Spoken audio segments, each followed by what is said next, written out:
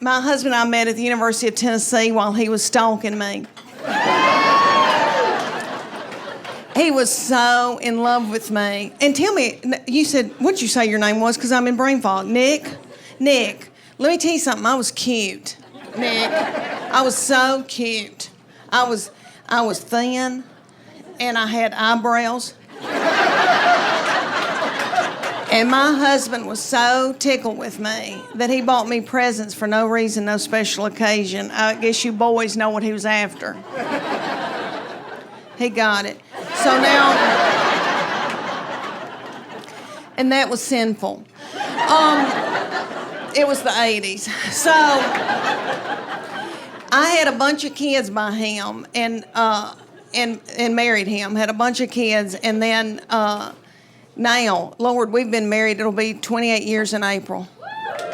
Thank you, y'all. I truly believe that he would not pull me out of a burning vehicle.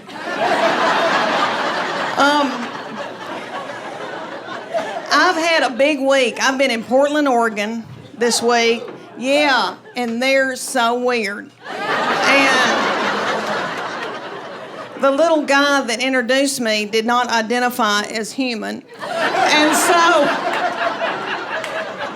he had to introduce me as a wife and mother, and that was hard. But anyway, I've been in Portland, and then I was in Tampa last night. I know, and they were darling. And then I go to Orlando tomorrow night, and then I go home. But anyway, I hope that I can remember what I'm saying, because I've been going and working a lot, and I am in full menopause. I do a podcast called Sweaty and Pissed. Thank you.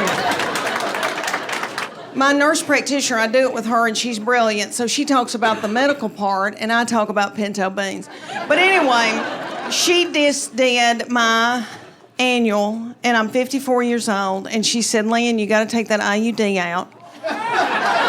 It's time. You're old and crusty, and you don't need it anymore.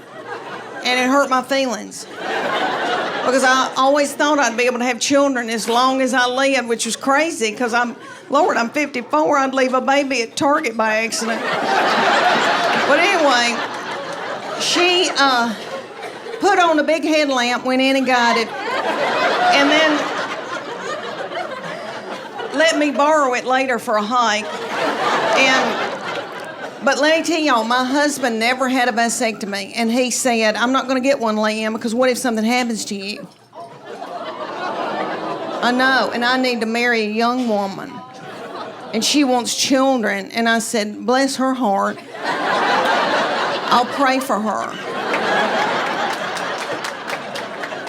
Please don't put a tight budget on her like you have me.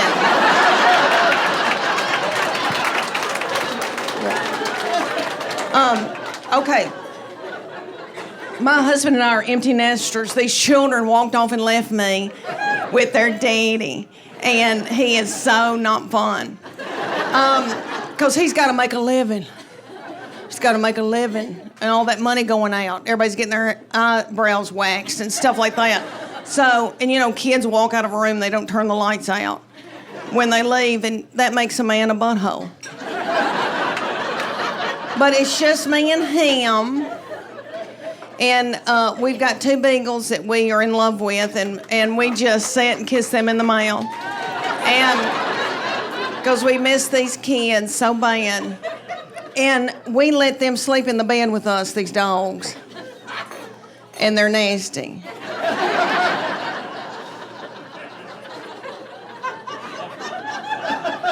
He looks smart.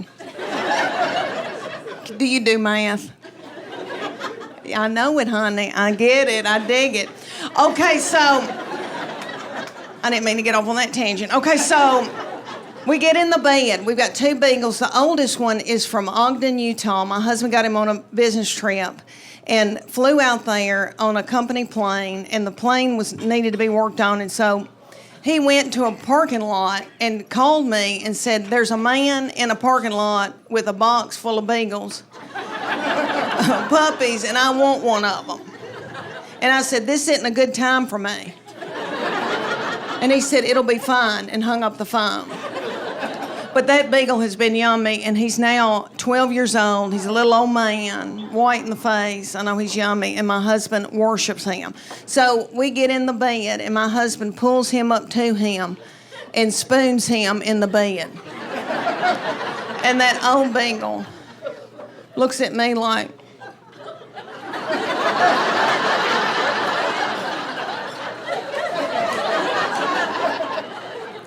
I don't want him.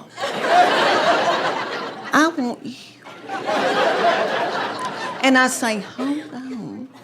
And when my husband drifts off to sleep, then that old beagle scooches over and gets in the crook of my legs. All right, and he's a hot, hairy beagle. I'm in full menopause. So menopause, for y'all that haven't gone through it yet, you feel like you're being microwaved from within. And it comes out the top of your head. And it's really bad at night. It's covers off, covers on, covers off, covers on. It makes you bitter. Okay, so anyway, he scooches over and gets in the crook of my leg. So I end up on a king-size bed, about this much room.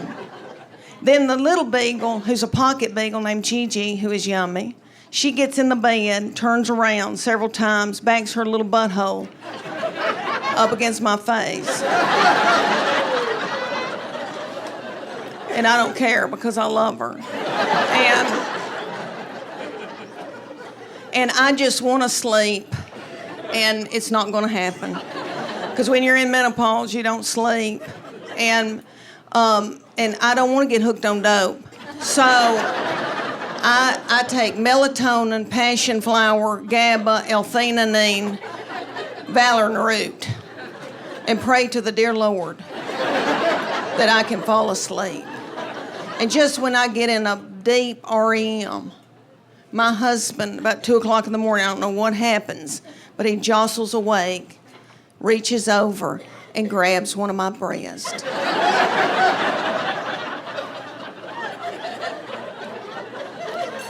And it puts me into a blind rage.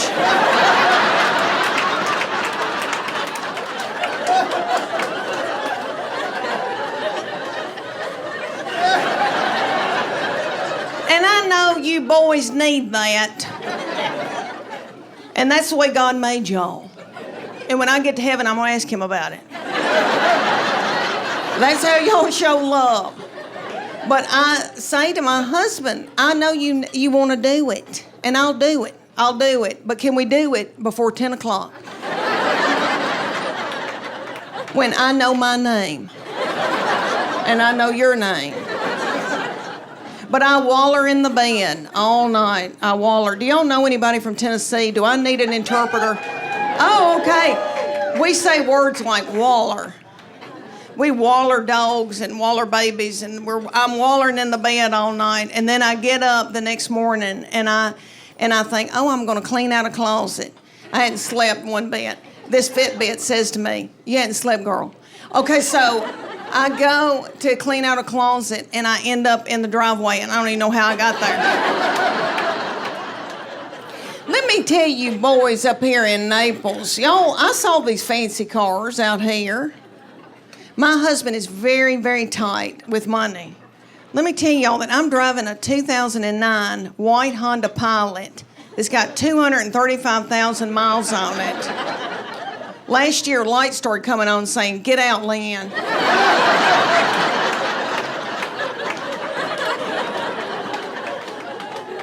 My husband drives a Tahoe, and the T and A is gone.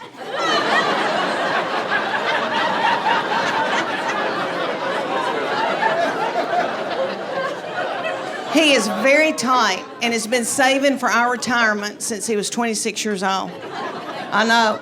I hope I can live to enjoy it. But he doesn't like to spend money. So anyway, I need to get a new car, and I've been looking out here in this parking lot. If God forbid something happened to him, I'd go on Weight Watchers and come down here. And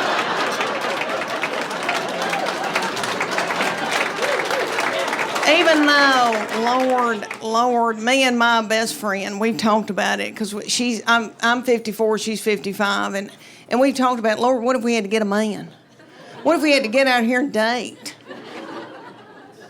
I mean, it would cost me $1,000 just for the grooming. I've got something wrong with this toe. Toenail. I need to be on Lamisil. It's thick. Oh, if I had to get out here. She loves her husband, but she said, oh, well, if I had to, I guess I could show somebody my left breast. She said, it looks okay. Oh, y'all, all right, let me tell y'all that I've got 3 children I'm in love with, and I wanted more. And I told their daddy I want a 4th baby, and he said, y'all are sucking the financial life out of me. So he bought me a dachshund. We were living down in Texas, and she was a doll baby, and she lived to be a little old woman, and she had thyroid issues, and so did I. And so we had to get on thyroid medication at the same time, and we both gained a lot of weight. And I was walking her in our neighborhood, and a little girl came out and said, can I pet your groundhog? But anyway, all right. The 3 children I did get to have been a blessing, and I'm in love with them. I've got a boy and 2 girls. And my boy has been so much easier to raise. Who do you think's easier to raise, boys or girls? Just yell it out. Boys.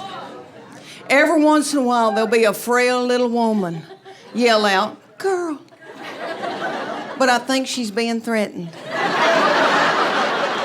No, I love my girls. And I know that when I'm in the nursing home, they'll be the ones to come and pluck my chin hairs. But my boy has been so easy. And I got to tell y'all, I think firstborn, they are, they want to please you and that kind of thing. But he was born an old man. Have you known anybody that was born an old soul? He was born an 80-year-old man. He has had a garden since he was in 6th grade. He cans his own food. I know. Yummy. I know. Woodworks. Makes his own spoons. I know. He wanted to learn how to play the banjo and the mountain dulcimer and the mandolin when he was in middle school with khaki breeches on. Okay, that angel from heaven. So we call him our little Billy Graham. He's been very spiritually mature. I did not do it. My husband didn't do it. We're full of sin. But we've been washing the blood. But anyway, so my boy has loved gospel bluegrass. His favorite artist is Dr. Ralph Stanley. Little Dr. Ralph Stanley's no longer with us, but he lived to be in his 90s, and he was the godfather of Mountain Soul. And he came to Knoxville, to the Bijou Theater, and I took my boy, he was about 15, and little Dr. Ralph, they propped him up on stage. Had a little cowboy hat propped up on his head. Almost threw my panties at him. Because that's what you do at Tom Jones. But anyway, I was sitting there listening to Dr. Ralph sing a song about a robin laid an egg on Daddy's grave. And I thought, how many teenagers are listening to this? What are teenagers listening to? Walk a Flock of Flame? I thought, wouldn't it be funny if I had to yell at my boy, turn that bluegrass down. If I hear I Saw the Light one more time,